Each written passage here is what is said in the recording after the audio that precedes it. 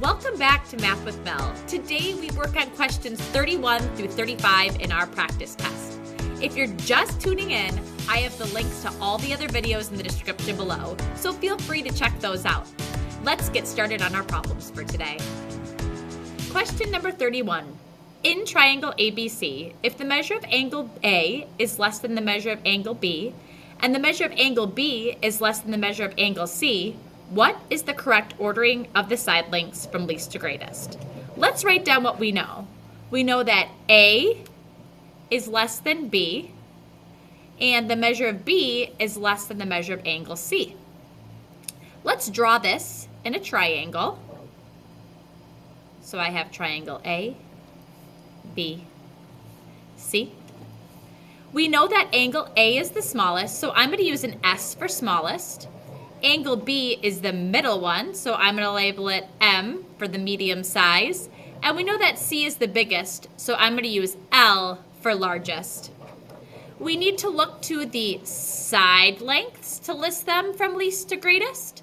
So our smallest side length is across from S. So the first one we're going to have is BC. The next one is going to be across from the medium length, which is angle B. And that is side length AC. And the largest one is across from C. So that is the side length AB. Look at my answer choices. Looks like that's matching answer choice C. Question number 32. Lawan sells exactly 4 kinds of pies in his bakery: apple, pecan, coconut cream, and peach. Of the pies he sold on Thursday, 1/4 were apple, 1/2 were pecan, 24 were coconut cream, and 8 were peach. How many total pies did Lawan sell on Thursday? I'm going to let total pies be the number X. So we know that 1/4 of the total number of pies X were apple. And we know that 1/2 of the total number were pecan. We know 24 were coconut cream, and we know 8 were peach. If we add all of this up, this is going to give us the total number of pies that were sold. I'm going to go to Desmos to quickly solve this algebra problem for me.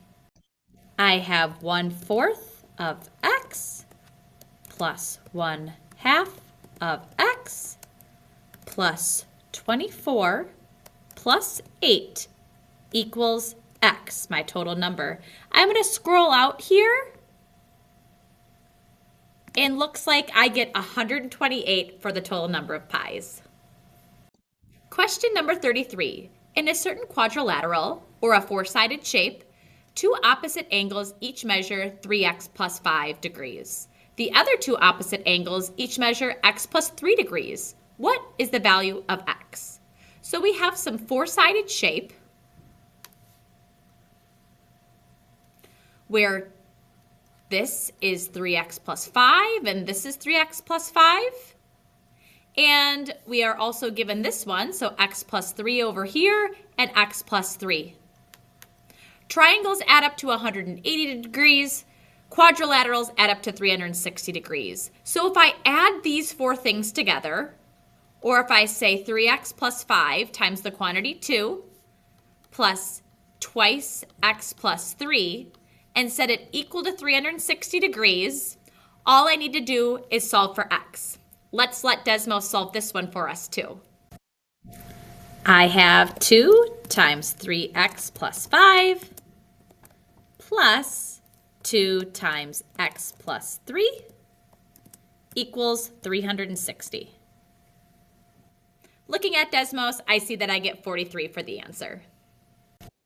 Question number 34. The first 4 terms of a sequence are shown in the table.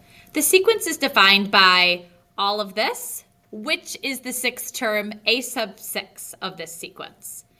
Now, I didn't even take time to read this. This may look confusing to you. So what I'm going to do instead is I'm going to look for some patterns. I'm going to rewrite these numbers real quick. So I have 2, which is the first term, 3, which is the second term, 7, which is the third term, and 16, which is the fourth term. That's what a sub 1, a sub 2, a sub 3, a sub 4 mean. So we're looking for the sixth term right here. This is our goal, okay? Let's look for some patterns. This is adding 1. This is adding 4. And this is adding 9. These are perfect squares. We have 1 squared is 1. 2 squared is 4. 3 squared is 9. Let's go right here.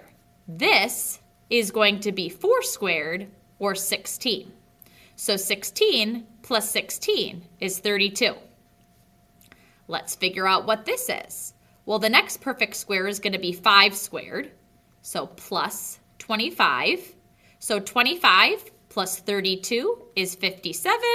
Let's look for our answer choices. That's B. So don't get so hung up on this crazy looking equation here. You can figure this out without it.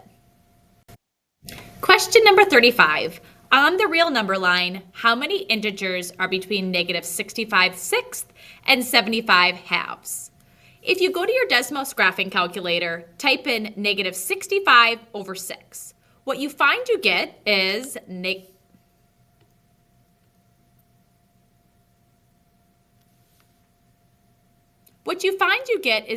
10.83 repeating. Now this one right here, 75 divided by 2, is 37.5. And we need to figure out how many integers, negative and positive whole numbered values, are between these two. So let's think about the number line and getting to 0. Well, if I go down 1, that's the number negative 10. If I get closer to 0, the first integer value I have is negative 10. And there are 10 numbers between negative 10 to get to 0. So there's negative 10 over here. Over here, the first integer value between these is 37. So there's 37 to get to 0. And I also need to include the number 0 itself. So I have, now we need to take the absolute value of this number. We're not counting negative. There are 10 total numbers over on this side of 0. There's the number 0 itself. So let's change that to count for there is one value right there, and there are 37 over on this side. So 10 plus 1 is 37. So 10 plus 1 is 11 plus 37 gives me 48, option C.